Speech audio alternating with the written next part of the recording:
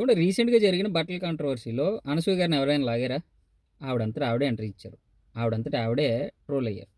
అందరిని ట్రోల్ కూడా చేయడానికి ట్రై చేశారు. కానీ కుదరలేదు. రీసెంట్‌గా లైవ్‌లోకి వచ్చి ఏడవడం మొదలెట్టారు. ఎందుకు ఏడుస్తున్నారో నాకు అర్థం కాలేదు. రీసెంట్‌గా ఒక వీడియోలో నవ్వుతూ ఎవరినో ట్రోల్ చేయడానికి ట్రై చేశారే! మరి అప్పుడేం పెయిన్ అనిపించలేదా? అప్పుడు ఏడుపు రాలేదా? అప్పుడు ఎందుకు నవ్వారు అంతలాగా?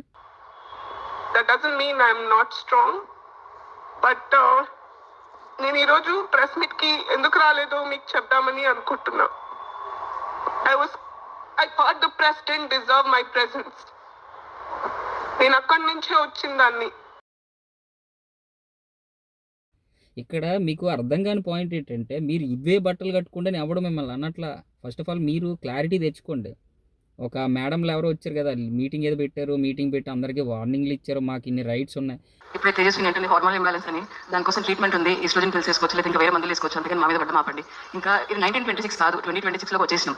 దేశంలో చాలా సమస్యలు ఉన్నాయి, అన్నీ వదిలేసి ఇంకా ఆడవాళ్ళ బట్టలు ఎన్ని రోజులు? ఇంకా ఇప్పుడు 2024, 25లో చూసుకుంటే 13% అమ్మాయిలు మిడిల్ స్కూల్ తర్వాత డ్రాప్ అవుట్ అయినారు. 15 నుండి 18 మధ్యలో 20,000 పైన చైల్డ్ మ్యారేజెస్ జరిగినాయి. మీరు ఎన్సీఆర్బీ డేటా చూడంండి. ఇంకా రేప్స్ జరుగుతున్నాయి, డౌరీ డెత్స్ జరుగుతున్నాయి. రేప్స్ అయితే ఏజ్తో సంబంధం లేకుండా చిన్నపిల్లలకి పాక్సో కేసు కూడా 1,00,000 పైన నమోదైనాయి. ఇవన్నీ వదిలేసి బట్టలు అంటారు ఇంకా. అంటే మీకు అంటే ఇప్పుడు గవర్నమెంట్ స్కూల్స్ చూడండి, టాయిలెట్ సరిగ్గా లేక అమ్మాయి స్కూల్ మానేస్తున్నారు.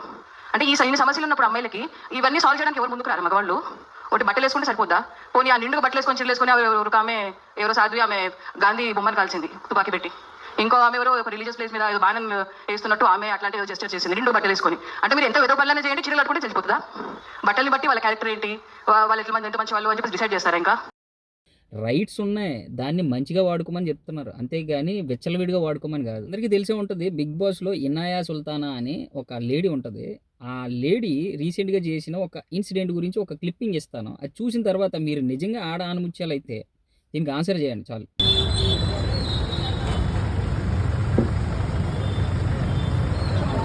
హాయ్ మ్యామ్, బాగున్నారా?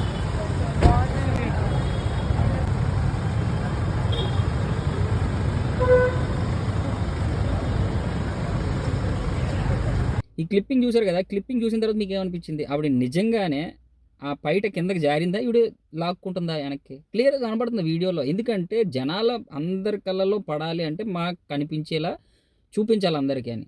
సో చూడండి, ఇంటెన్షనల్లీ చేసేదాన్ని ఎవడైనా తప్పుపడతాడు. అన్ఎక్స్పెక్టెడ్గా జరిగిందని ఎవడో తప్పుపట్టలేడు. తప్పుపట్టినా ఆడు మూర్ఖుడితో సమానం. ప్రతిదానికి లేడీస్ కార్డుని వాడకండి. ఎంత పరిమితిలో వాడాలో అంతవరకు వాడండి. మా ఇంట్లో కూడా లేడీస్ ఉన్నారు, కాకపోతే వాళ్ళు కూడా వాళ్ళకి నచ్చిన బట్టలు వేసుకునే హక్కు వాళ్ళకి ఉంటుంది. అలాగనే బట్టలు ఇప్పుకొని తిరుగుతామంటే ఎవడో చూస్తూ ఊరుకోలేడు. అర్థమైందా? ఫైనల్గా నేను చెప్పొచ్చేది ఏంటంటే, మీరు ఎంత ఫేమస్ యాక్ట్రెస్ అయినా మిమ్మల్ని ఒక స్థాయిలో నించోబెట్టింది ప్రేక్షకుడే. అదే ప్రేక్షకుడికి నచ్చలేనప్పుడు మిమ్మల్ని పాతాళంలో తొక్కేసేది కూడా అదే ప్రేక్షకుడు. అది మర్చిపోకండి మీరు. మీరు ఎవరి మీద యుద్ధం చేస్తున్నారు? మిమ్మల్ని ఎవరైతే ఆదరించారో వాళ్ళ మీద యుద్ధం చేయడానికి ట్రై చేస్తున్నారు.